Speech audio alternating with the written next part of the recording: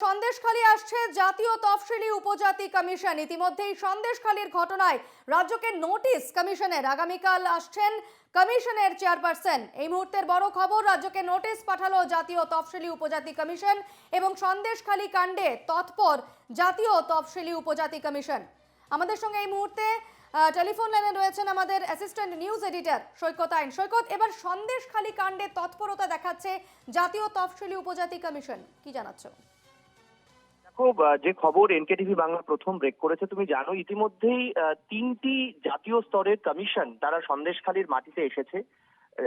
প্রথম যারা এই সন্দেশখালীর মাটিতে এসে ভিজিট করেন তারা জাতীয় এসসি কমিশন, তারপর জাতীয় মহিলা কমিশন, এবার জাতীয় মানবাধিকার কমিশনও তথ্য তলব করেছে গতকাল আমরা যতটা জানতে পারছি। আর এবার জাতীয় এসটি কমিশন অর্থাৎ উপজাতি কমিশনের পক্ষ থেকে পরিষ্কারভাবে জানতে চাওয়া হয়েছে যে 3 দিনের মধ্যে কি কি অ্যাকশন টেকেন রিপোর্ট অ্যাকশন নেওয়া হয়েছে তার রিপোর্ট আগামী 3 দিনের মধ্যে জানাতে হবে। এবং শুধুমাত্র তাই নয়, তারা জানতে চেয়েছে যে যে অভিযোগ সন্দেশখালী জুড়ে সামনে আসছে তাতে পুলিশের ব্যবস্থা সম্পর্কে ইতিমধ্যেই কি কি ব্যবস্থা নেওয়া হয়েছে এবং সেই ব্যবস্থা একেবারে রিপোর্ট আকারে জানতে চাওয়া হয়েছে। গত 19 তারিখ যে অভিযোগ তাদের কাছে আসে বলে তারা জানাচ্ছেন, 20 তারিখ রাজ্য পুলিশের ডিজি এবং একই সঙ্গে মুখ্য সচিব বিপি গোপালিকার কাছে এই চিঠি যায় এবং চিঠিতে পরিষ্কারভাবে দাবি করা হয়েছে যে একাধিক অভিযোগ তাদের দফতরে জমা পড়েছেন। এবং তুমি জানো যে সন্দেশখালীতে যে পরিস্থিতি তৈরি হয়েছে, যে অঞ্চলগুলিতে এই পরিস্থিতি তৈরি হয়েছে,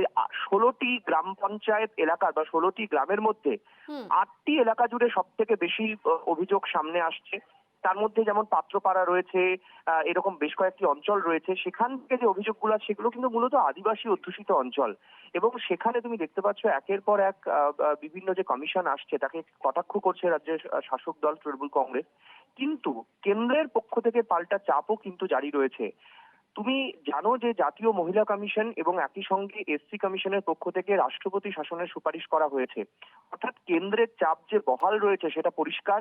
এবং আমরা যতটা জানতে পারছি যে আগামী 23 এবং 24 তারিখ সম্ভবত কেন্দ্রীয় সরকারের একটি হাই পাওয়ার টিম আসতে পারে সন্দেশখালীর মাটিতে।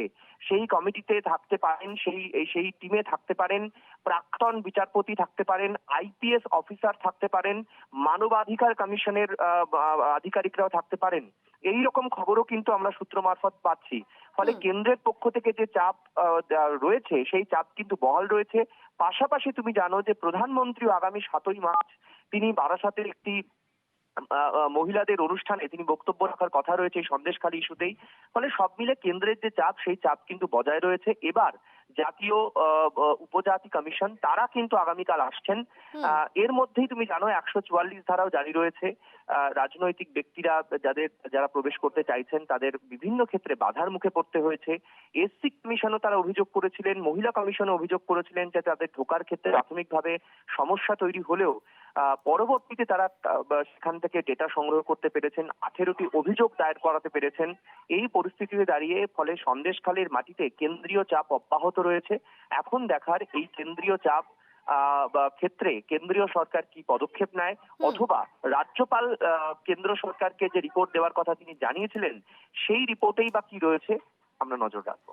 একেবারে সৈকত, যেটা জানা যাচ্ছে আরেকটি বিষয় যে যদি 3 দিনের মধ্যে রিপোর্ট না পায় তাহলে কিন্তু মুখ্য সচিব বিপি গোপালিকা এবং ডিজি রাজীব কুমারকে দিল্লির অফিসে অর্থাৎ দিল্লির তফসিলি জাতীয় কমিশনের অফিসে হাজিরা দেওয়ার জন্য ডাকা হতে পারে, এমনটাও কিন্তু সূত্র মারফত জানা যাচ্ছে। সে বিষয়ে কি বলবে? দেখো, খুব ভালো একটা তুমি প্রশ্ন করেছো। সেটা হচ্ছে এই জাতীয় উপজাতি কমিশনের কিন্তু জুডিশিয়াল পাওয়ার রয়েছে। জুডিশিয়াল পাওয়ার বলতে সাধারণত কোনো কমিশন কিন্তু কোনো আইপিএস অফিসার, আইএএস অফিসার এই ধরনের যারা একেবারে কেন্দ্রীয় ডেপুটেশনে বিভিন্ন রাজ্যে যারা কাজ করেন তাদের কিন্তু ডেকে পাঠানোর ক্ষমতা সব কমিশনের নেই। শুধুমাত্র জাতীয় এসটি কমিশন, এসসি কমিশনের কিন্তু এই জুডিশিয়াল পাওয়ার রয়েছে। তারা কিন্তু চাইলে উপযুক্ত ব্যবস্থা নিতে পারে। ফলে এর আগেও তুমি জানো যে রাজ্যে একাধিক ক্ষেত্রে কিন্তু তারা রাজ্যে এসেছিলেন, বিভিন্ন ক্ষেত্রে পুলিশ সুপারদেরকে ডেকে পাঠানোর কথা বলেছিলেন, কিন্তু পরবর্তীতে তারা সেই মামলা কিন্তু আর এগোয়নি, সেই বিষয়ে কিন্তু আর এগোয়নি।